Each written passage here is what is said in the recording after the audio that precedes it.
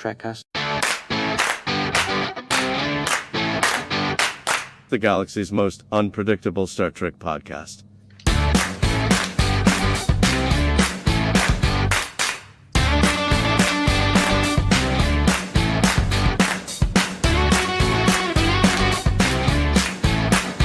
Hello, and welcome to Trekcast, the galaxy's most unpredictable Star Trek podcast. I'm one of your hosts, Dan Lombardo. With me, as always, Daniel Reyes. With us, not with us this week. I know. Scott Bowders. How I are we gonna? just got a message from him. Yeah. He says to say hi to everybody, but Yeah. he's not here, so we can't say that. How are we? How are we gonna do it without him? I don't know. I mean, it's. Well, I think that's the end of the show. See you guys. Yeah. See you next Well, week. Yeah. I mean, I saw the message he put out to everybody. Yeah. You know, it sounds like it's the Scott Bowders podcast featuring special guests Dan and Daniel. Yeah. Dan and Daniel, and I'm thinking, you know, he's on a motorcycle trip, right? That's right. That's right. Yeah. Yeah. I'm thinking this guy's head is so big that bike's gonna tip over. I don't know what. Looking like a bobblehead down the street.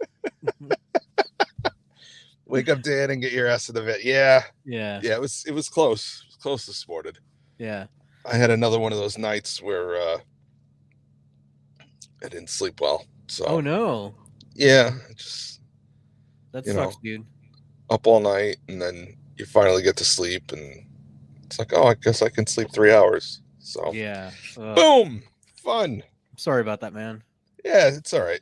Yeah. Well, It's okay. It's other than okay. that- I had a very, it's a very special episode of Star Trek that I had to watch. So, that's right. That's yeah. right. That's right. Yeah, I watched it too. Hey, we should let people know for the convention, Trek Long Island, when we're Yeah. there. So we had talked about this offline, but so Friday night we're gonna get together with some other podcasts. They're gonna meet at the Dave and Buster's out there in Long Island, and it's at 9:00. So it'll be our group and then other Star Trek podcasts as well. So we'll get to have snacks and play games and win stuff at the Dave and Buster's. So that should Cool. be fun. Cool. And then we'll figure out dinner plans for Saturday night. Okay. Like Scott had suggested, we should probably make plans for people. So Okay. that's a good call. Yeah. And you know, as we know, we can't accomplish anything without Scott's guidance and leadership. Indeed. So, Captain Scott. Captain Scott. Right. Oh man. Yeah, take a week off, buddy. It's cool. This is what happens. We'll just talk shit about you for 45 minutes. Exactly. That's how it works. Trekcast Dora edition. Donde está, biblioteca? Because that's what I named the show. Oh, did you? Yeah. Because we're going to the library, right? Where's the library? Yeah. So- Oh God, this Yeah. show. Yeah. This show. We'll talk about it. All But, right. why don't we get to the news first? Because there's Cool. some interesting news stories. So. Yeah, let's do it. Star Trek news. All right. So our first news story comes to us from Deadline. And stop me if you heard this before, but Sony and Paramount have signed a non-disclosure agreement allowing deal talks to start. So this is different than what we had heard before. It looks like that $26 billion bid is no longer on the table. But by having these negotiations begin, it will allow for a different type of deal between Sony and Apollo and Paramount. The going rumor right now is it's going to be a narrower deal. So what does that mean? Potentially it means that instead of buying Paramount as a whole, they might buy chunks of it or the majority of it and sell off other things. Yeah. So, yeah. We don't really know yet. I mean, it's very early days in this whole negotiation process. You know what? I just hope they have learned from the mistakes of the past, and they keep the brand together.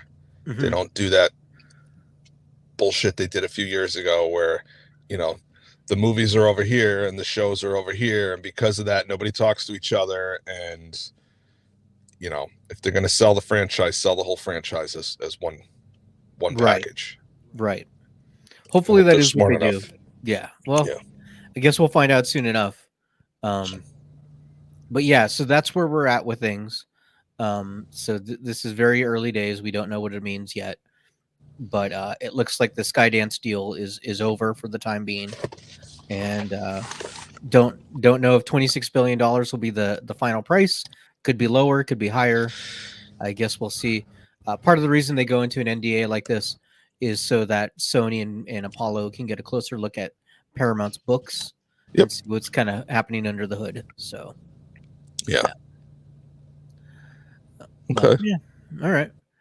And then our next news story comes to us from Game Rant, and they got to talk to Chris Pine because Chris Pine is out there promoting his new movie.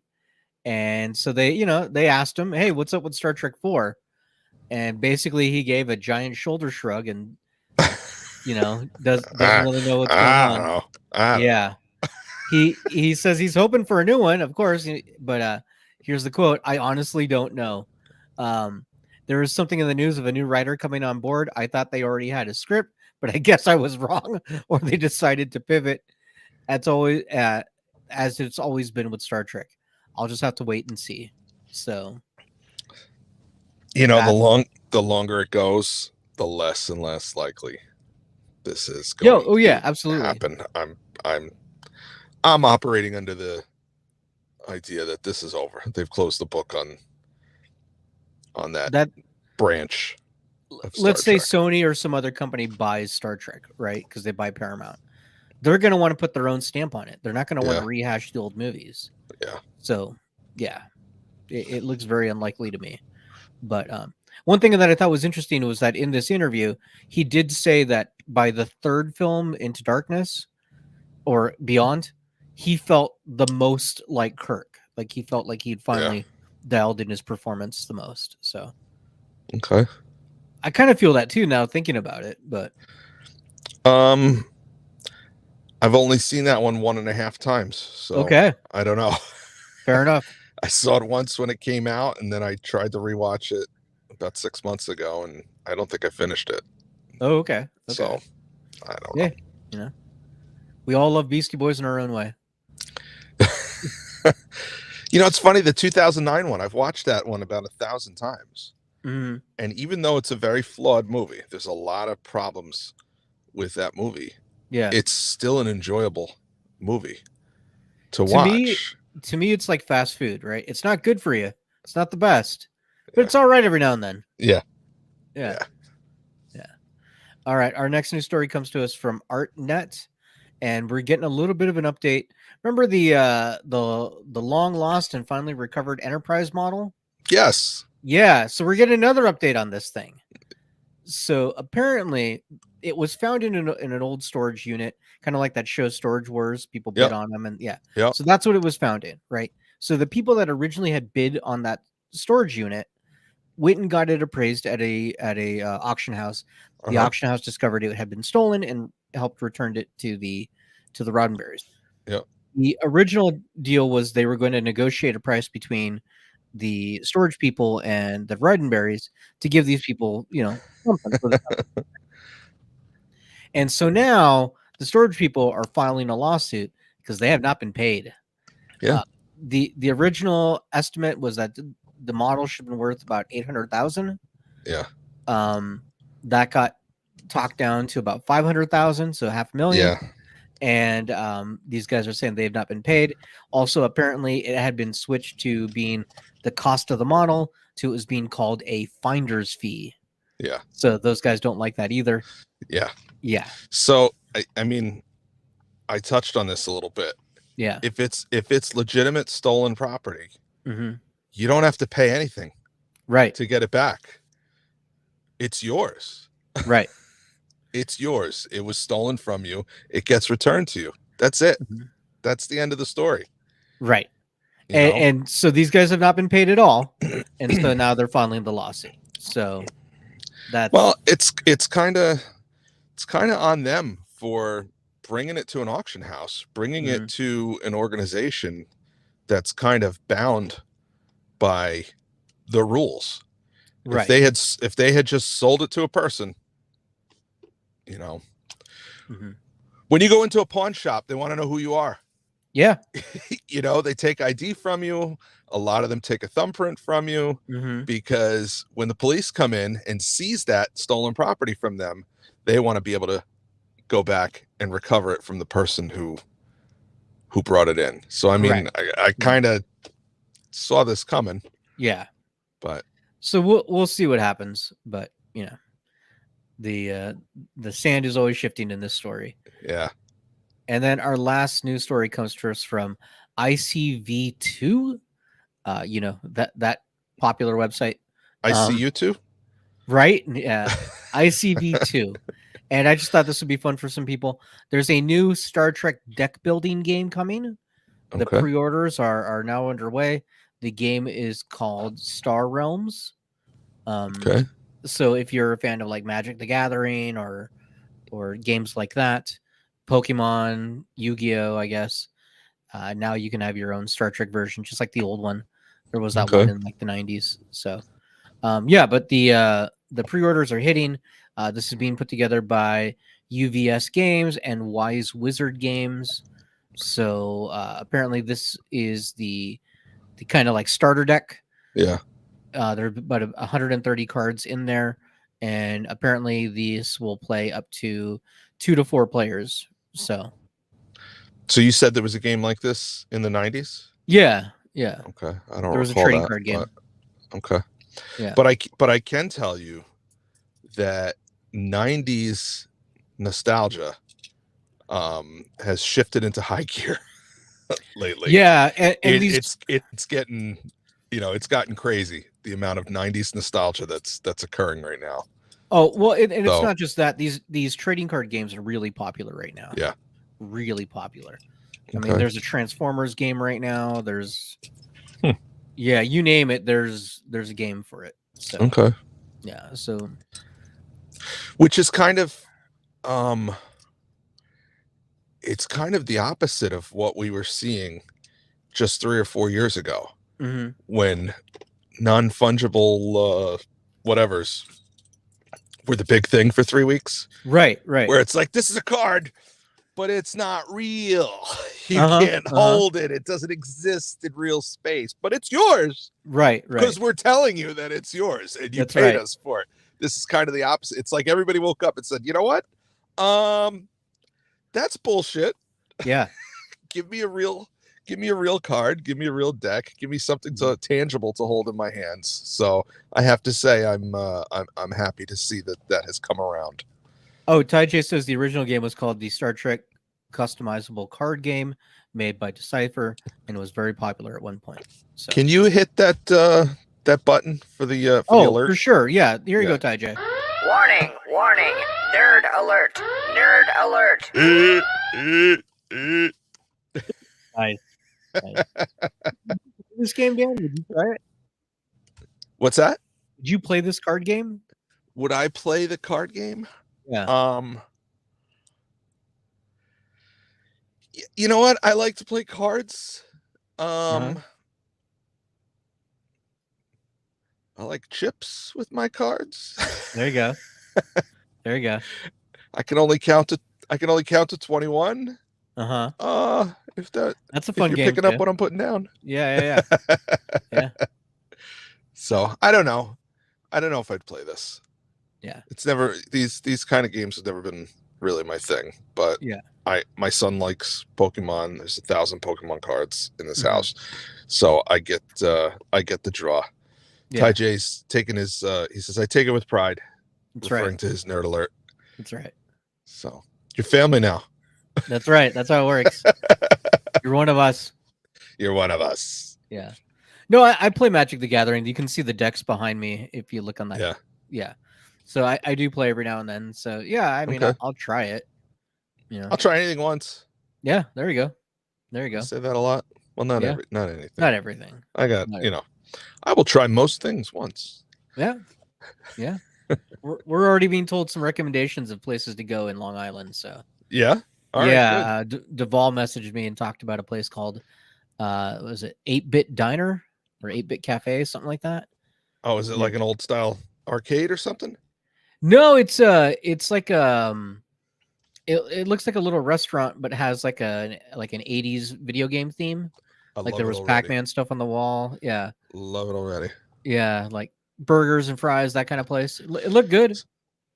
You know what? I'll have to message him and find out what exactly his plans are for the weekend. If he's spending the whole weekend out there, or if he's just coming out on Saturday or something. But you know, I'd like to spend some time with him and maybe go to some of these places with him. I think that would be. Yeah, I have some ideas when we're out there. And get this sandwich that he won't shut up about. I know, yeah, the chopped cheese. I looked online like what they look like, and then like apparently you can make them at home. They're pretty easy to make. It's just we'll see, Yeah, but the experience, Right. I think. Yeah. Hopefully we get the attitude at the bodega that says get the hell out of here and take your sandwich with you. Yep. Yeah. That kind of thing. That'll work. Yeah. I was talking to my nephews and niece about, what kind of trinkets do they want back from New York, and I've convinced them that they want rats. So I'm gonna bring them back some rats. Some rats. That's what I told them. Like New York's got a bunch of rats everywhere. I'll grab some for you. They do. They do. Yeah. Yeah. Man, when when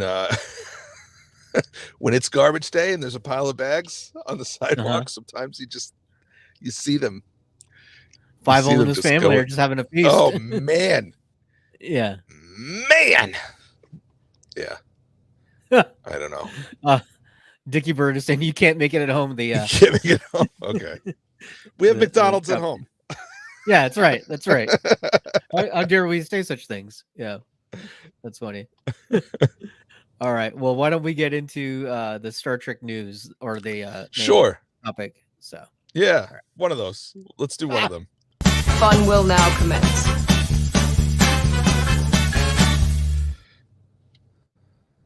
All right. So our main topic is we just saw Star Trek Discovery Season 5, Episode 8, Labyrinths.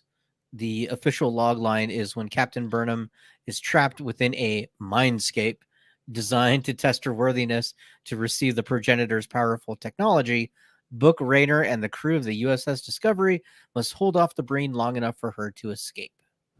So, I mean, that is a pretty accurate description of what happened. Yeah. I missed this one. Rats eating pigeons.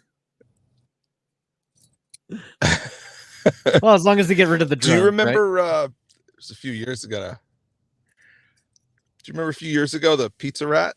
Yes. Remember hearing about that, or was that a New York City thing? No, okay. I saw that. It went all over the internet. All right. Yeah. So. All right. I didn't know. I didn't know if it was regional or. Yeah. Yeah. Yeah.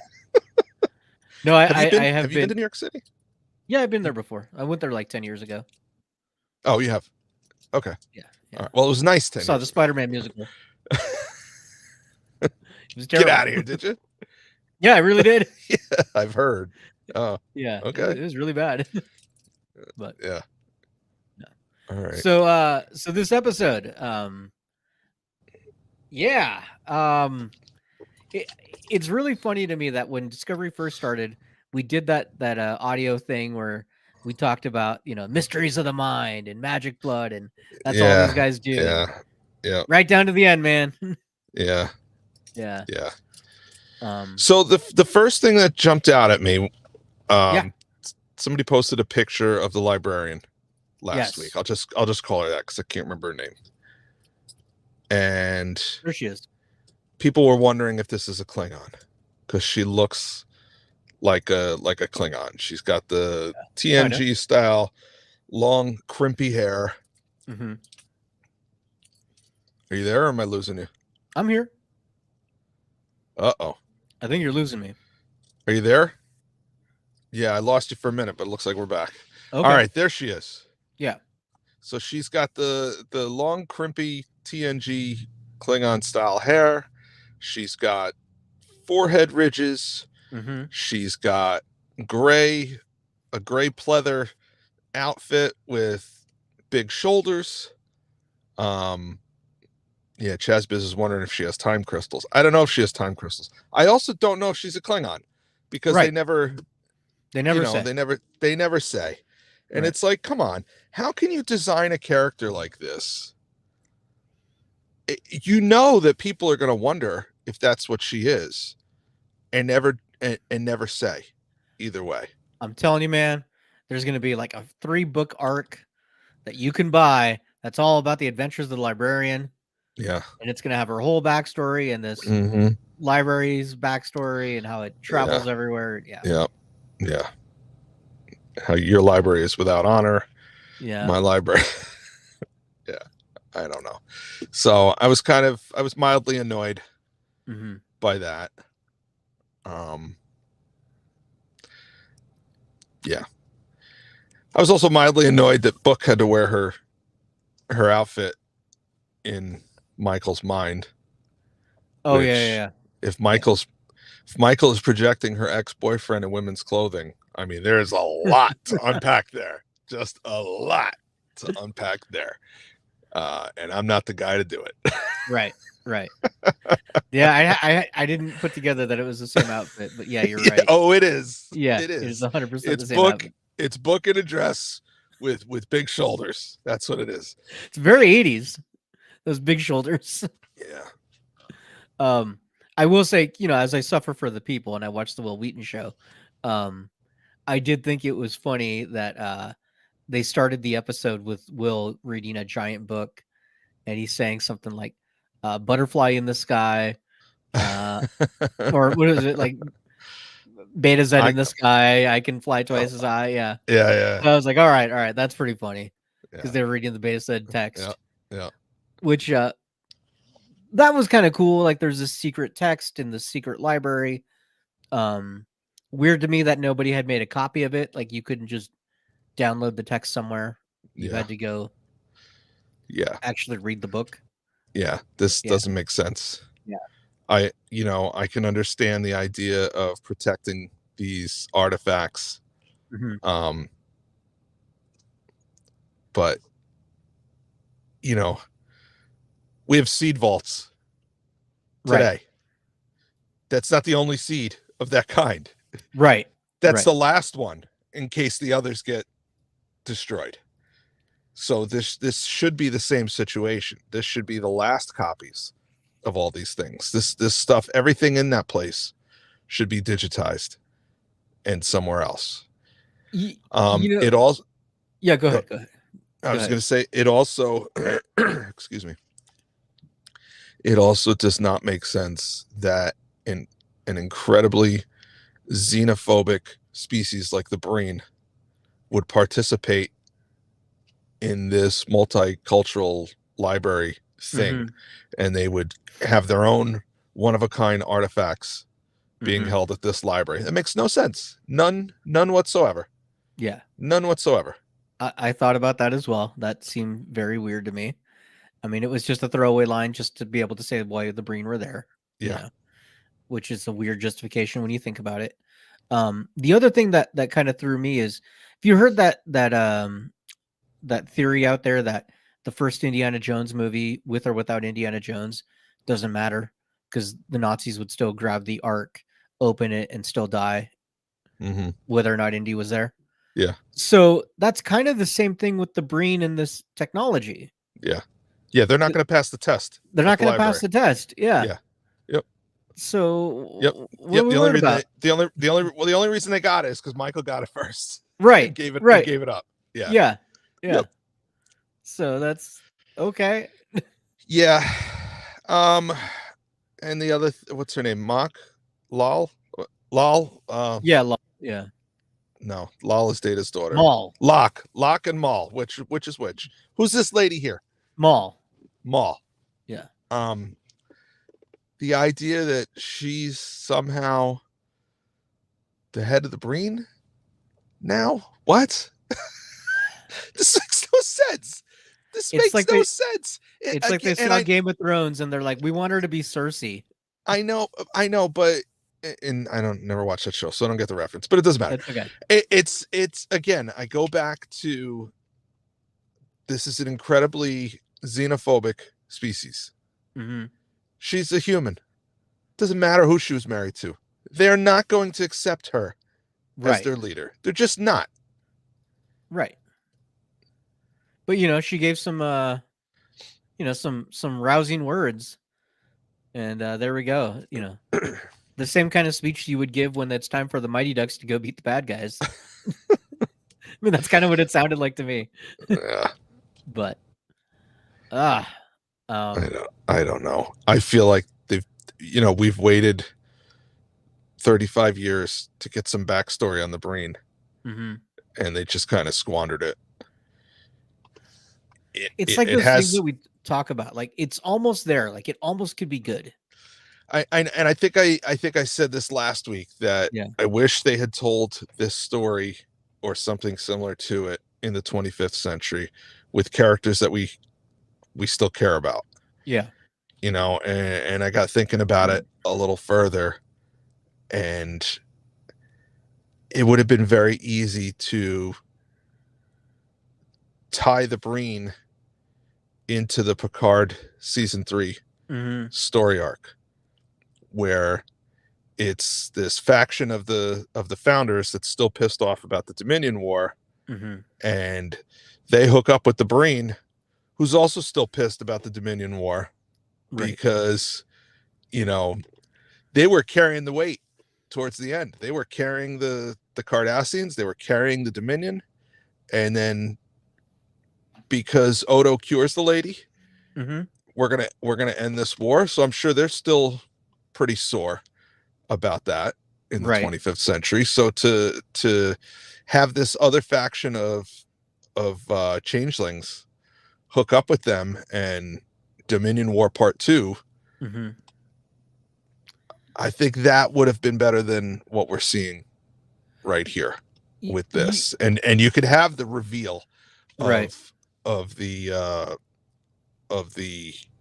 they're liquid people, kind of similar to the founders, or even this just came to me now, but they determined that changelings and Breens can procreate, and now there's a third subspecies that has the abilities of some, and the abilities of both, some of the abilities of both of them, and I don't know.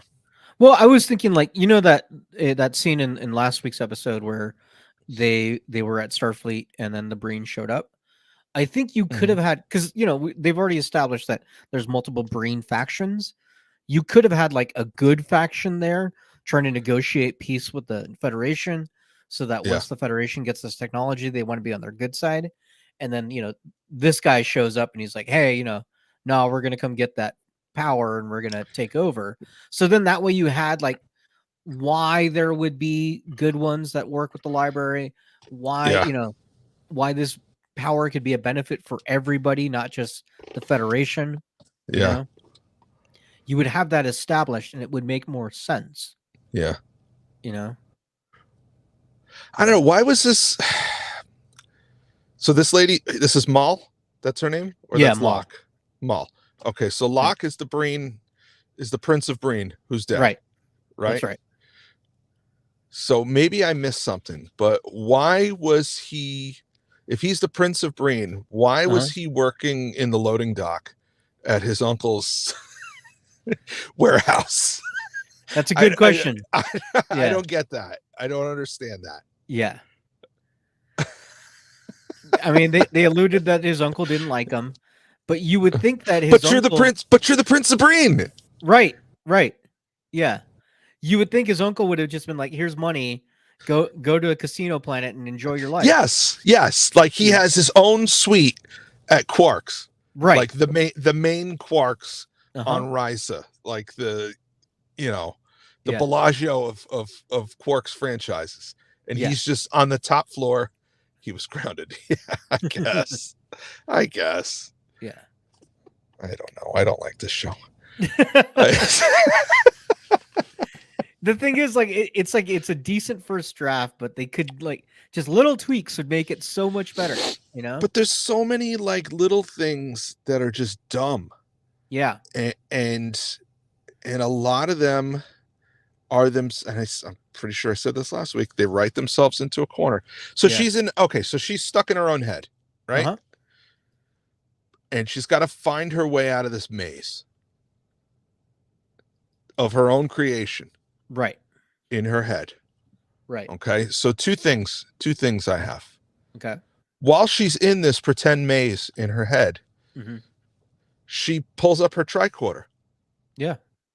Her holographic or I thought about this too. Or replicated tricorder. Yeah. You can't map a route for yourself with this tricorder.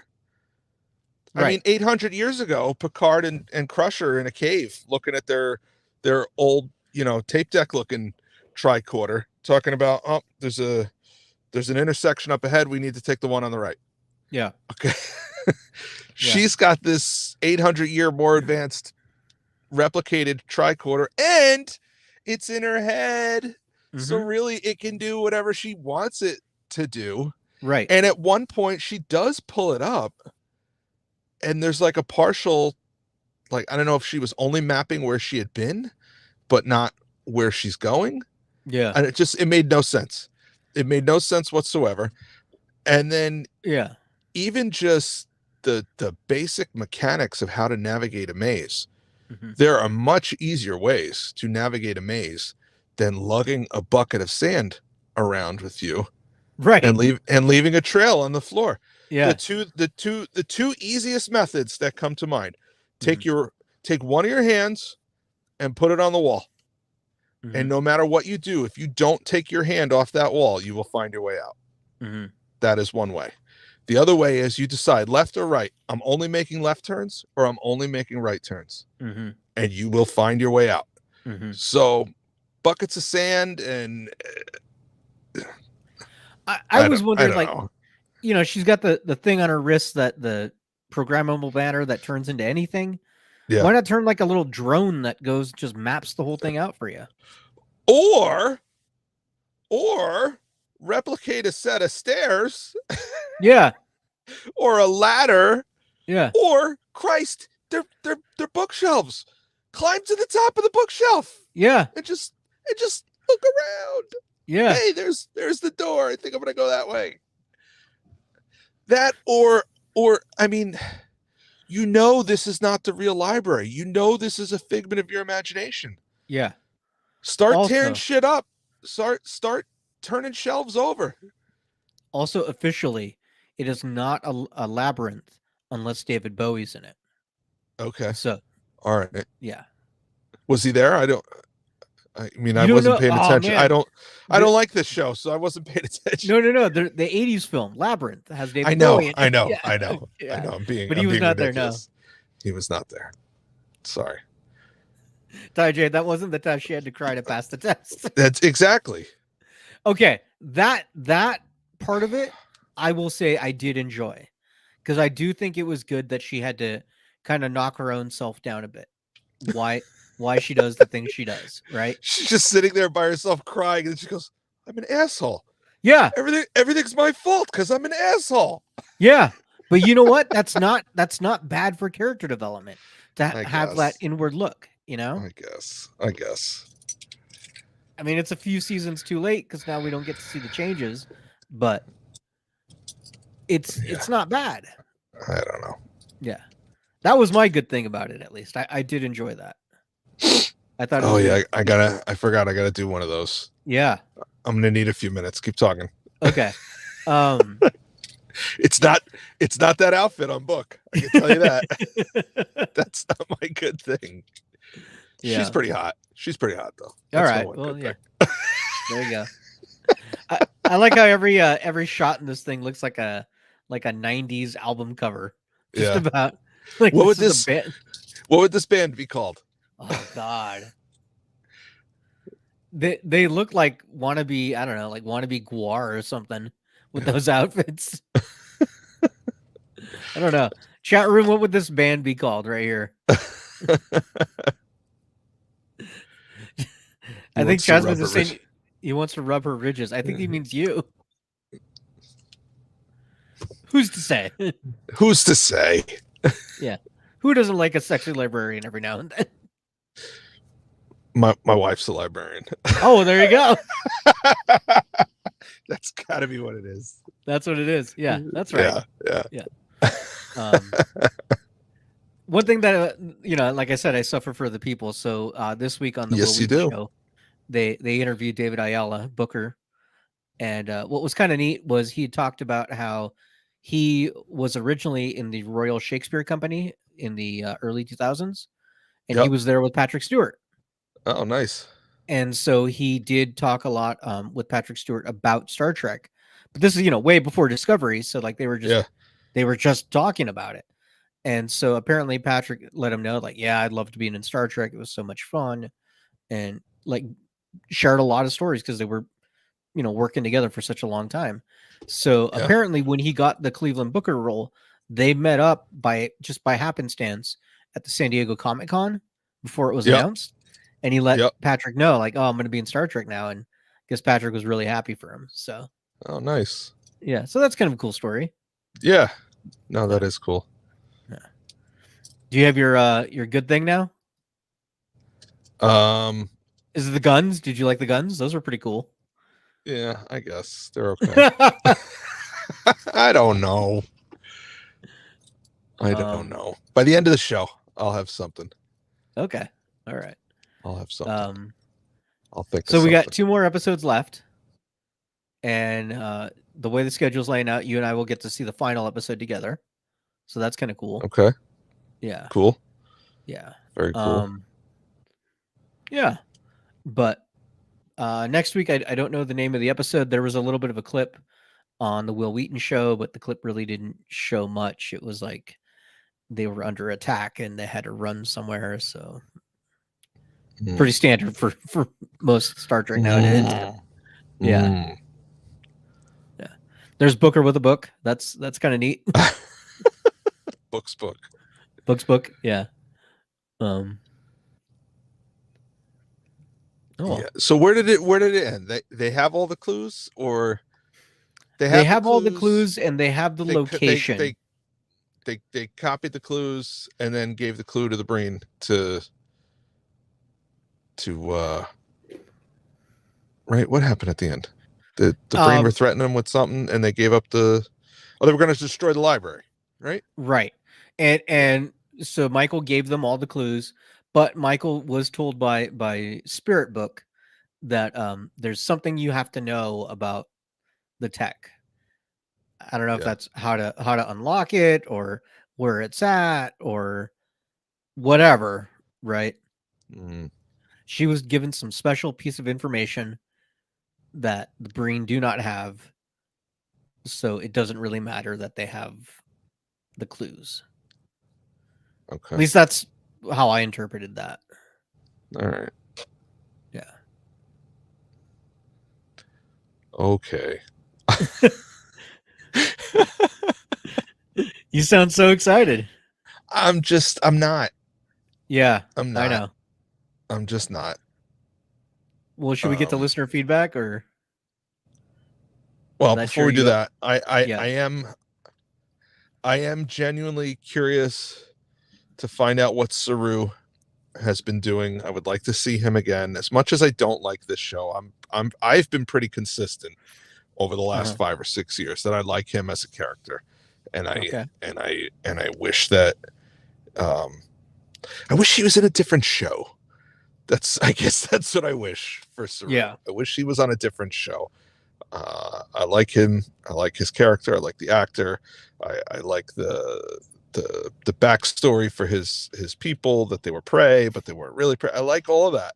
Yeah. Just don't like it in this show. Right. So, but I'm curious to see him again, to find out what he's been up to, what he's been working on, what's going on in the future. Are we getting a wedding? Is there going to be a very special Star Trek Discovery? The Star Trek Discovery, the 2-hour wedding episode. Are we getting that? I don't know.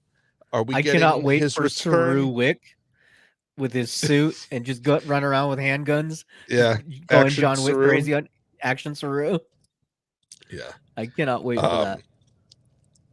I want to see Saru say yes to the dress episode. We better get our Saru bachelor party. I want to see what that's like. Yes. Yeah. Just Yeah. like So I want to Quark's. see what's up with him. I want to see what are their names?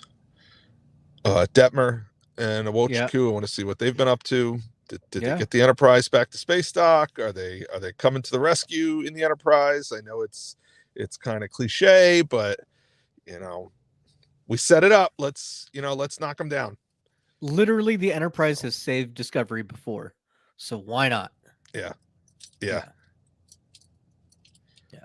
So all right. Well, let's get to listener feedback. We've got a few of them already. So sure. Listener feedback. All right, so we do have some listener feedback. Got Chazbaz waiting on the line, but first, real quick, we got a voicemail. We haven't had one in a while, so let's play our voicemail. Oh, okay. Hey guys, my name is Rod T. I'm calling from Surprise, Arizona, and I just wanted to thank you for your show. I appreciate the critical thinking and love what you guys are doing. Like yourselves, I think the writing on Star Trek Discovery is very poor, and it's not Star Trek. I think it's Star Trek in name only. And so I agree with a lot of your analysis. On your last show, you asked if there were any instances where Star Trek set phasers to a wide beam, and I found 3.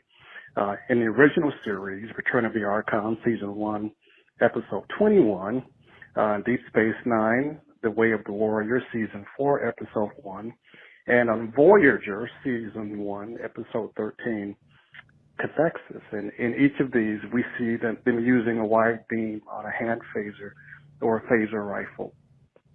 So yeah, Discovery could have used this in their episode from last week. Anyway, keep up the good work. You guys are doing an awesome job, and I love your show. Take care. Bye-bye. So yeah, that was Rob T joining us from Arizona.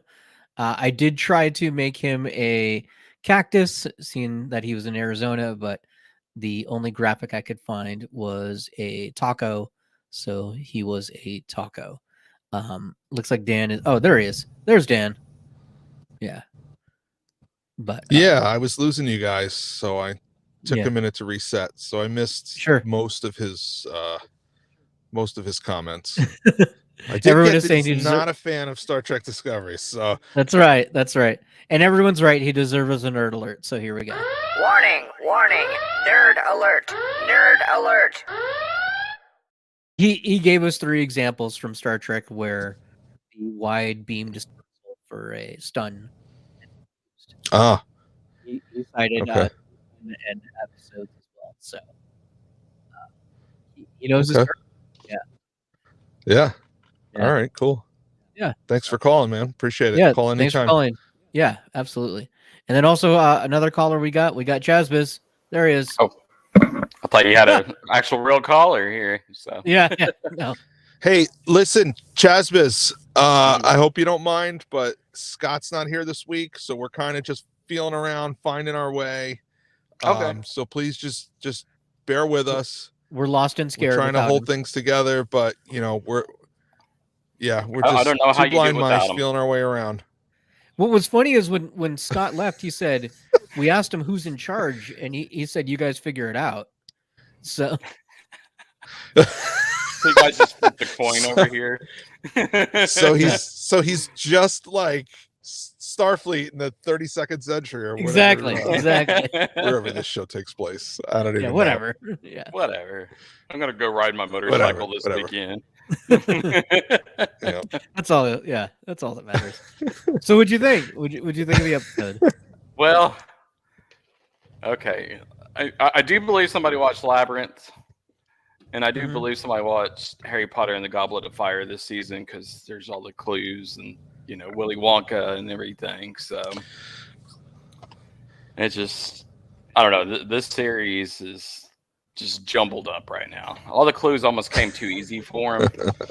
Like each clue, they're like, because they figured it out so easily. Like there was no really challenge for him. Right. Like when they found one clue, and I don't know. It's like if this thing was supposed to be hidden all these years, how did they find these clues so quick and knew each planet so easily? So well, because they knew to look for it. The Goblin King told them what was up. Yes. Yeah. And they mentioned the oubliette, and that was on Labyrinths. I was like, oh, yeah. Somebody watched that movie because I had no idea what the hell that thing was. I had to Google it. So The what? It's called the oubliette. Yeah, oubliette. It's like a dungeon, but it's like they throw you in there, and it's kind of like a dark corridors and everything, and they might just leave you there. Okay. So that's why she was saying like we don't have dungeons here, but we have oubliette. So. Oh, I missed that. Yeah, and then she made the bad joke about. I must have been playing Angry Birds. I had to see. That's what happened to me. Like I was scrolling on Facebook, and then I had to replay it last night. And basically, what I did was I fast forwarded the parts that I wasn't paying attention to. So that kind of helps. If you're paying attention to a part, you don't have to watch that again. You just fast forward to the other parts you kind of dozed off on. So right. And the sad thing on the very end, on the clue where she figures it out, for some reason I played on my phone again, so I had to rewind. So that's how bad it was. I was like, "Oh, are you her. enjoying Star Trek and National Treasure so far?" No. Yeah. Yes, this is definitely a national treasure here. Oh yeah. And the band name should be Psychobabble because they mentioned Psychobabble today. So I was like, that's a new term. I always heard technobabble, but now psychobabble, and I think that's perfect for this show. I feel like I've heard psychobabble in other shows. Yeah. I know the name of the band. What's the name of the band? The name Untitled Michael Burnham Project. Nice.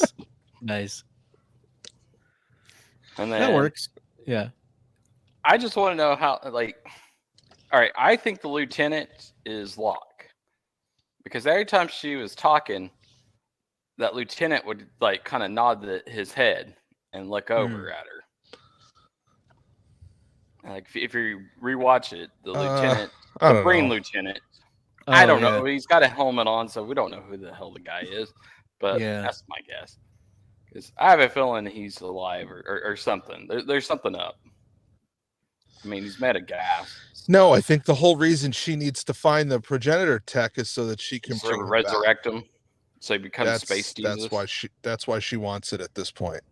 Okay, so you got Space Jesus versus Space Jesus. I think I'm cutting out. So. No, you're there.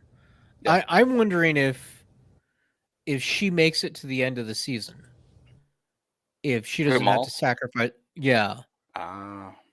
Like if she needs to sacrifice herself for Locke to come back. Okay. And it feels like that's see that. And somehow the Breen unite together and everybody, the whole universe unites and they're all in peace. Well, it would give them I missed that part. What was your theory? I was saying if there's going to be a way that somehow or another Maul has to sacrifice herself to bring back Locke, it would be very Romeo and Juliet of them, right? Yeah. So I could see something like that happening. And they unite everybody. Oh, real quick, Captain on the bridge. There he is. Scott says hello.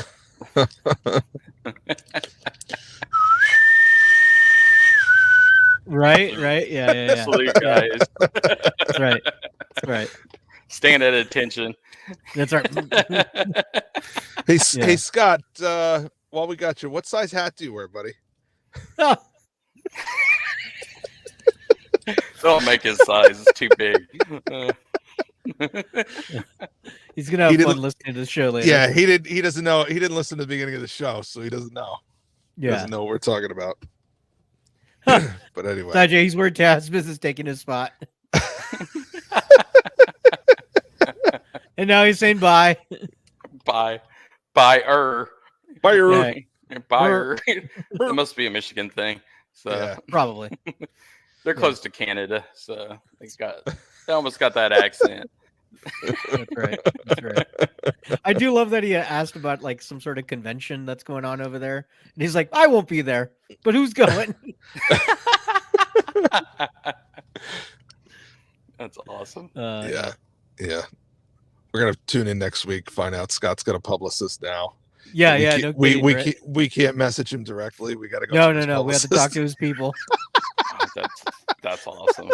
Yeah, He's gonna be like Bill gonna happen. Murray and have his own number, his own 1-800 number, and that's the only way you can contact him. yeah. Absolutely. It's like maybe I'll man. get into contact with you, maybe not. Yeah. Yeah, yeah. You might not have a third host. You're gonna be in the anymore. basement with Chad. He's like, nope. Jasmine- Be in the basement with Chad. I love it. yeah, yeah. Don't worry, he's lubed up pretty good. He's got the lotion. Oh on. God. Whoa, whoa, whoa, Whoa, whoa! whoa. Well, he's Whoa, putting the let's lotion on his keep- skin, so he's All nice right. No, and no, silky. no, no. Let's keep Too it early. I don't PG. need to hear all this. Keep it PG. Yeah. Oh man. So Chasbiz, where do you think we're going, man? We got 2 more episodes of this. That's what I was this- going to ask you this guys. train. It's like, how's this going to end? Like, because you got I mean, badly. this is- Yeah. I That's know. correct, This is, okay. Well, I'm thinking last year. Okay, we had Picard. We had 2 episodes left, and we were excited. Yeah. And I guarantee you, Scott would have brought a laptop or something if this was Picard last year to discuss this episode. Because like the last 3 episodes of Picard were like amazing last year. Yeah. So Yeah. and this is the season, series finale. So this should be really huge. This should add up to something. Yeah. It won't. But I promise you, there's not going to be a real device. It's going to be friendship is the magic that can change the universe. Well, Yeah. and you saw this episode. It was kind of like a bottle episode in a way. Like, The it past really- 3 have been that way. Yeah, because if you notice, it was all blue screen. You just duplicated a bunch of Breen because you didn't have to do much makeup because most of those guys are all computer generated. They are And then saving the library money for was the copy finale. and paste, like all look the same.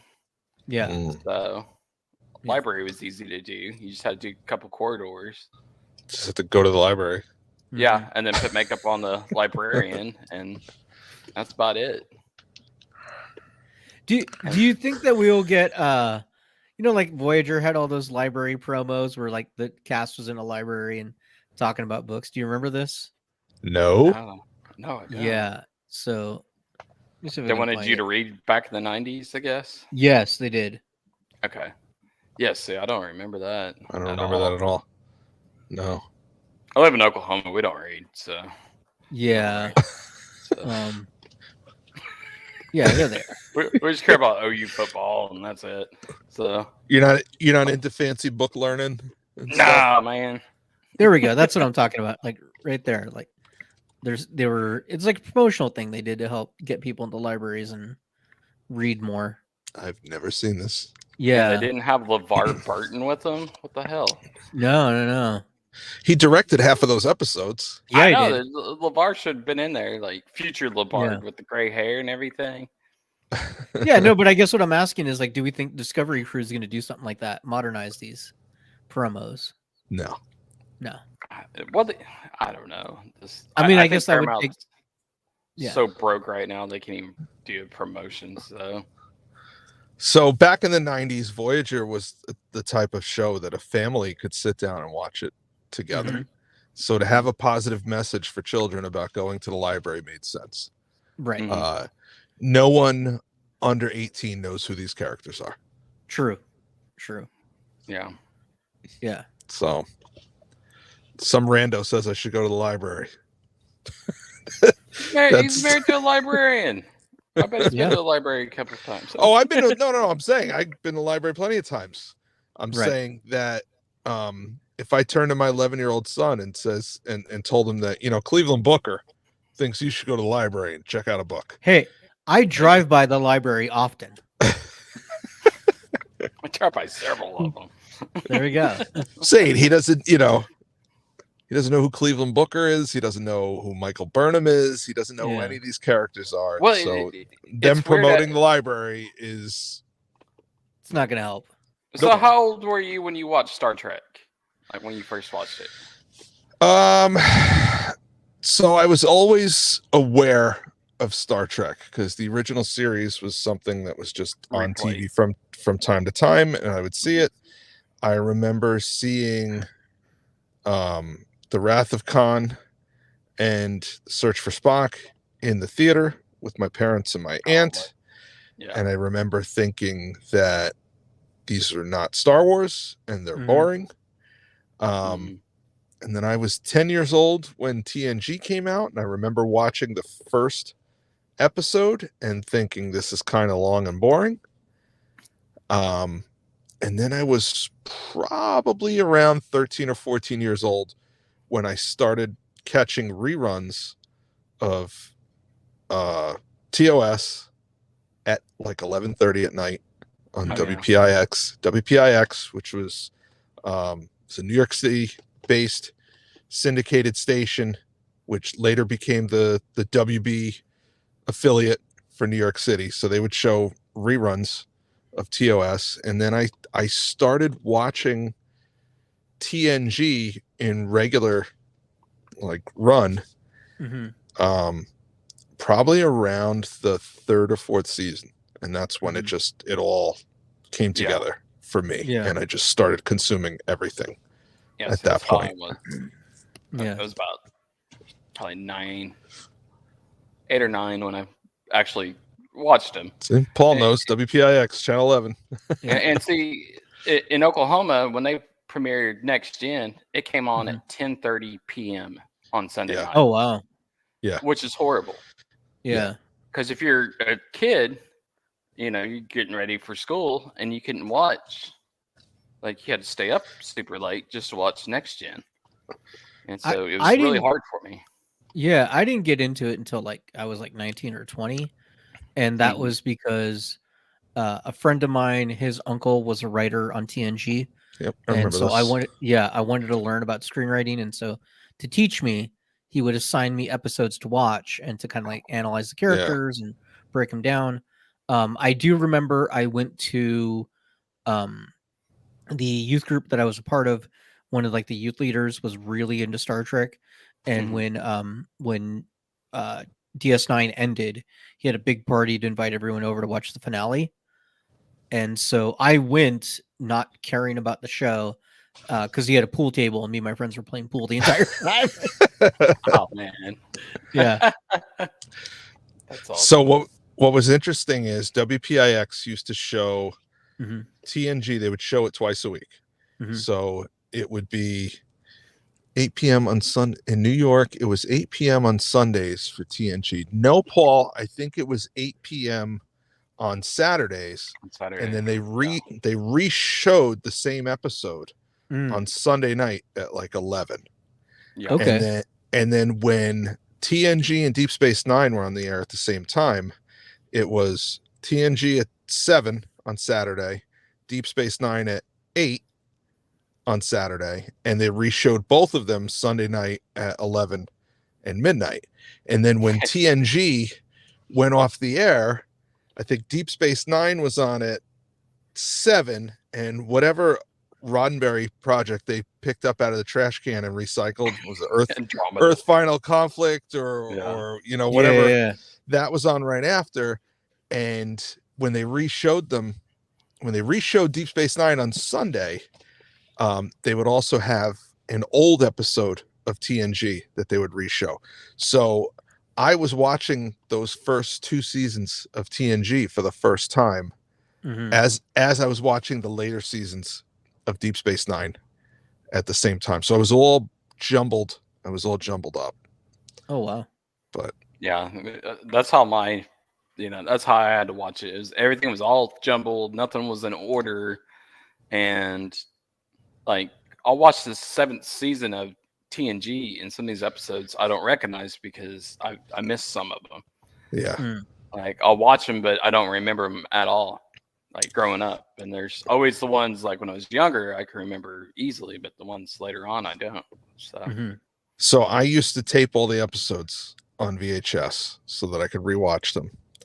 And because I would tape them on Sunday nights, I would start the tape and I would get a current episode of Deep Space Nine and an old episode of TNG would be on these tapes together. So I remember having like this spreadsheet. Because if I wanted to go back and rewatch, I'd have to put this tape in, and then when I'm done, don't rewind it, leave it right there, because in a couple months when I'm doing my Deep Space Nine rewatch, it'll be right there and set. Hold on, I don't want to get past this. Dan, you had a spreadsheet about watching Star Trek? Go ahead. Warning, warning, nerd alert, nerd alert. Yeah.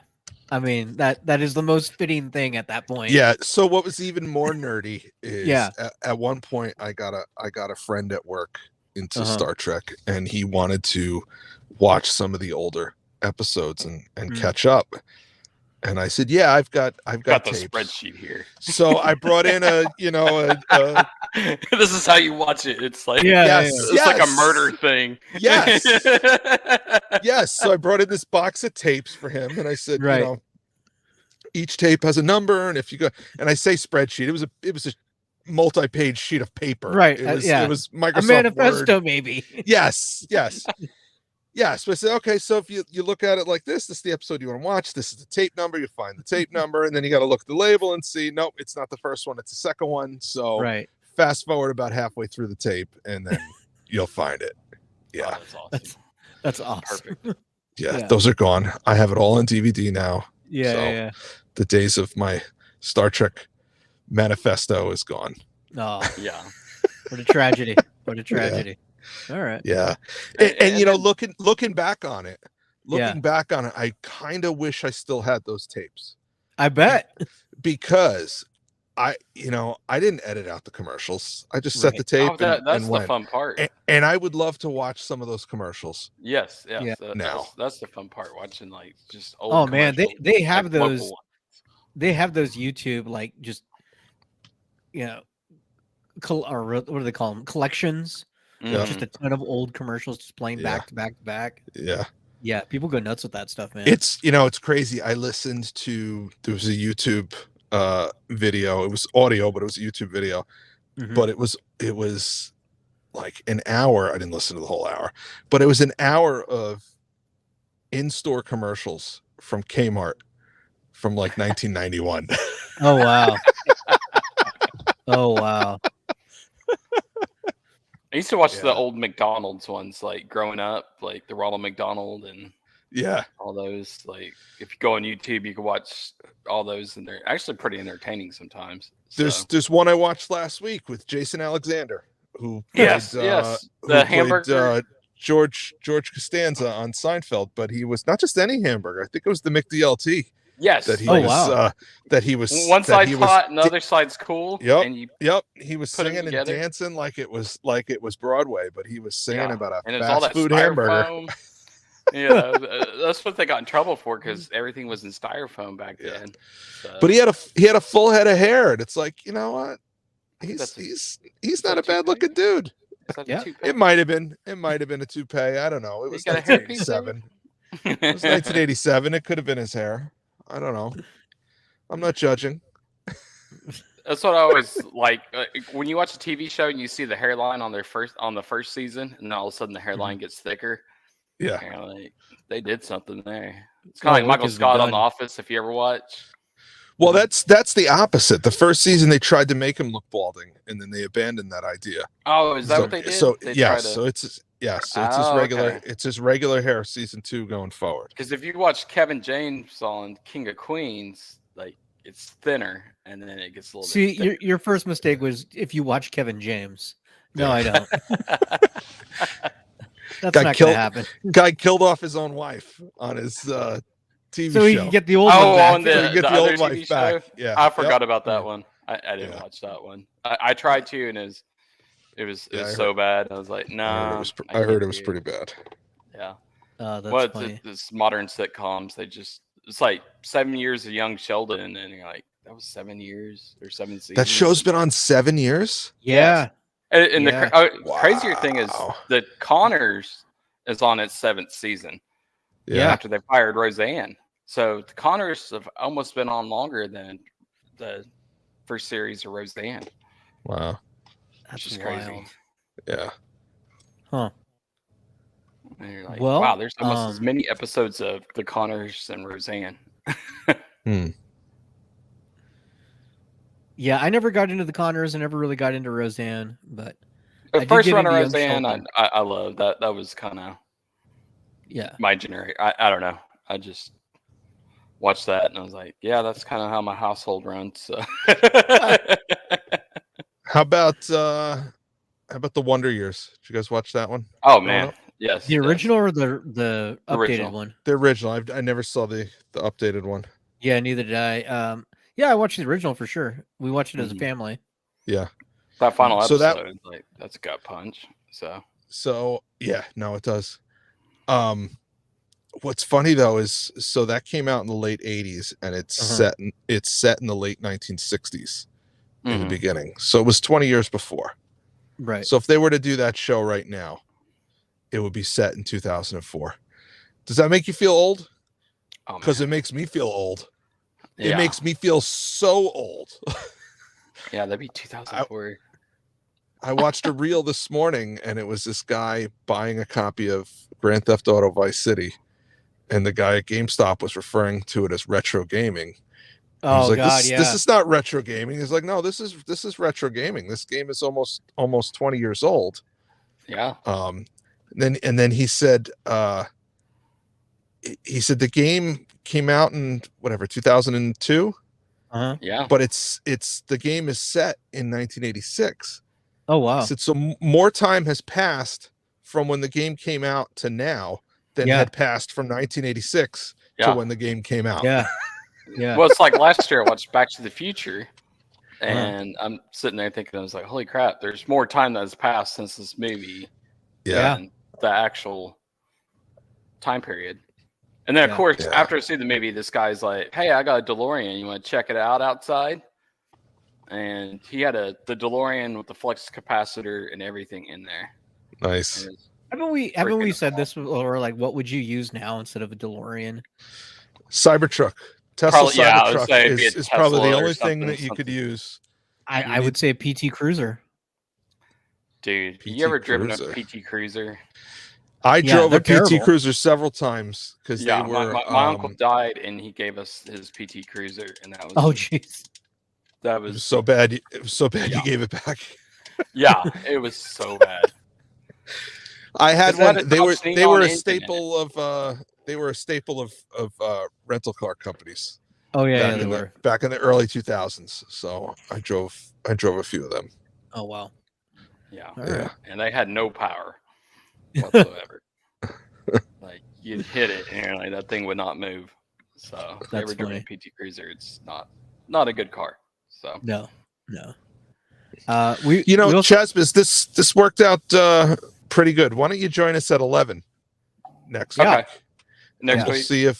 We'll see if we'll take Scott on as a caller instead. We'll just flip flop. I don't think Scott's going to be on next week. He said he was going to be off for 2 weeks. So. Oh, for 2 weeks. Yeah. Oh wow, he's off 2 weeks. So yeah, hit us up. So we might need you. So he's not committed at all. No.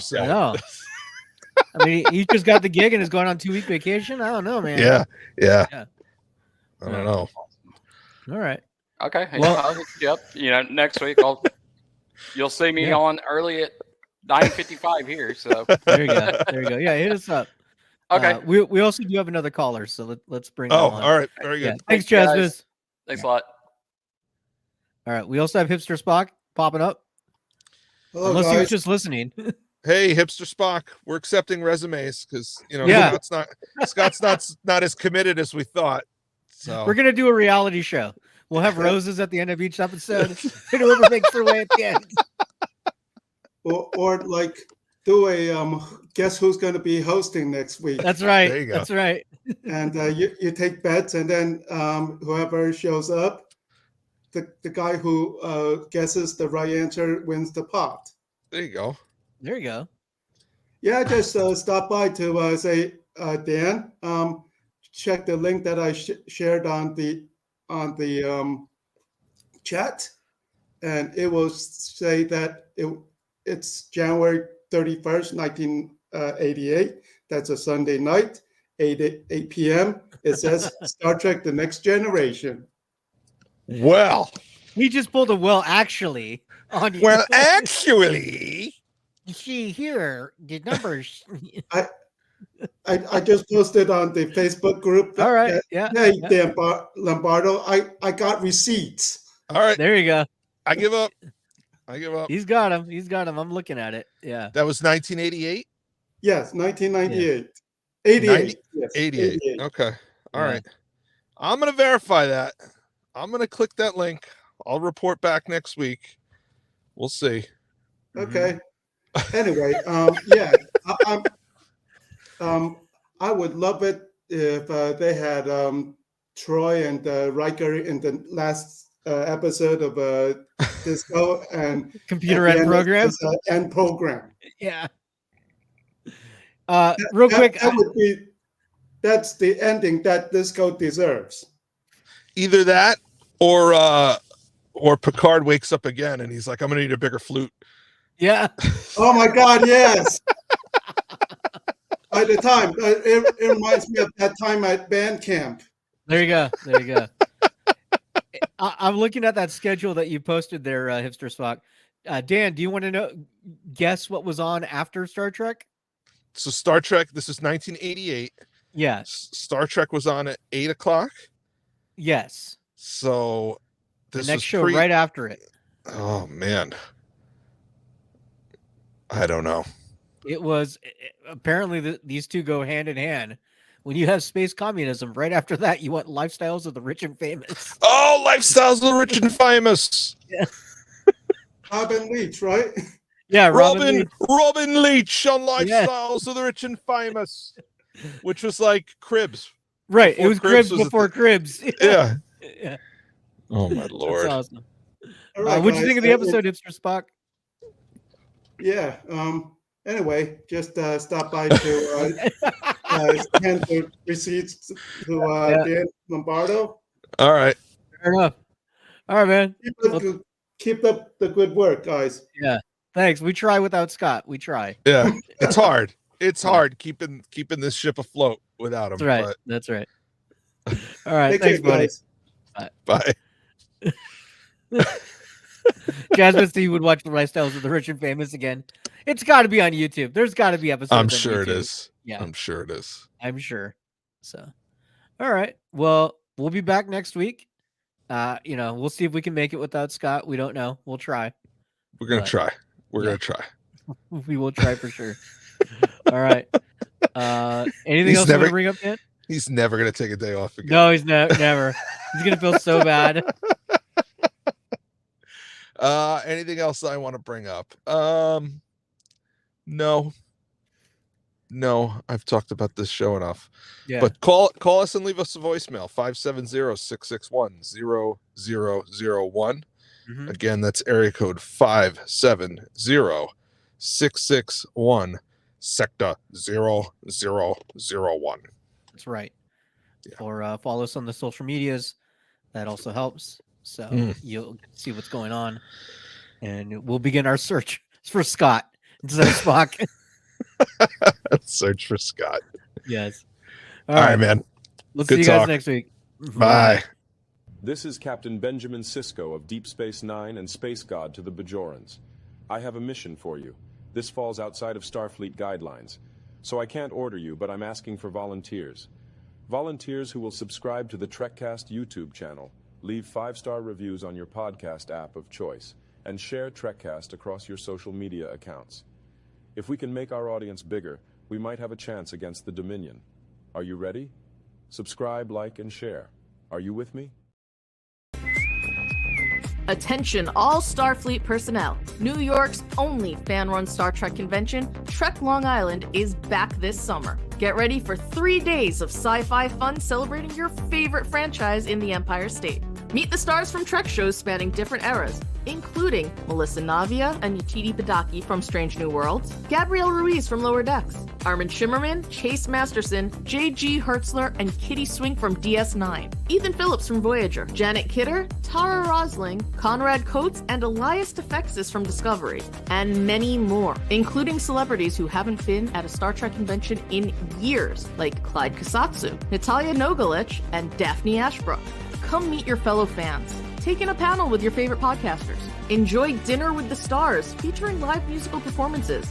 Meet authors, artists, and musicians, and so many more during this epic 3-day event brought to you by the talented and inclusive community that makes Star Trek go at warp speed. Trek Long Island takes place from May 31st to June 2nd at the Hyatt Regency Hotel in Hauppauge, New York. Visit treklongisland.com for tickets, exclusive packages, and more information. Trek Long Island, going kindly this summer.